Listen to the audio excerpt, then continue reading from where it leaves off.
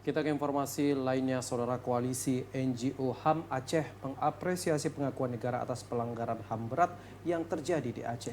Namun koalisi NGO HAM Aceh meminta kepada pemerintah untuk menyelidiki kasus pelanggaran HAM berat ini serta melakukan pemulihan terhadap korban secara masif.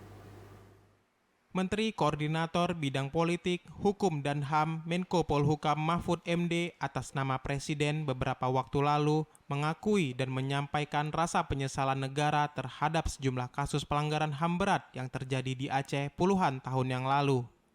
Sejumlah pelanggaran HAM yang diakui negara di Aceh yaitu tragedi Simpang KKA, peristiwa Rumuh Gedong dan Posatis, serta peristiwa Jambo Kepok.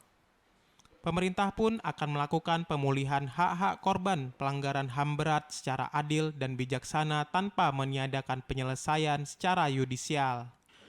Menanggapi hal ini, Direktur Koalisi NGO HAM Aceh mengapresiasi atas pengungkapan rasa penyesalan pemerintah atas pelanggaran HAM berat yang terjadi di Aceh. Adanya pengakuan ini pun merupakan langkah baik dalam upaya menyelesaikan kasus pelanggaran HAM berat yang terjadi di Aceh. Poin penting bahwa keberanian negara dalam mengakui pelanggaran HAM berat itu menjadi poin penting bagi masyarakat korban. Karena bertahun-tahun masyarakat mengharap keadilan dari korban, mengharap keadilan dari pemerintah. Nah, ini ruang baru bagi korban melihat bahwa ada angin segar keadilan yang diberikan oleh negara.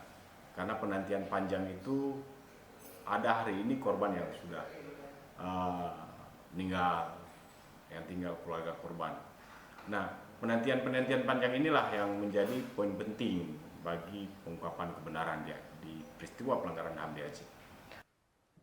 Dirinya juga menambahkan bahwa pemerintah harus hadir dalam proses upaya pemulihan para korban dan juga keluarga korban secara masif. Sementara itu, Presiden Joko Widodo telah memerintahkan agar segera melakukan penyelidikan lebih mendalam terhadap pelanggaran HAM berat yang pernah terjadi di Aceh. Tim Liputan TVRI Aceh melaporkan.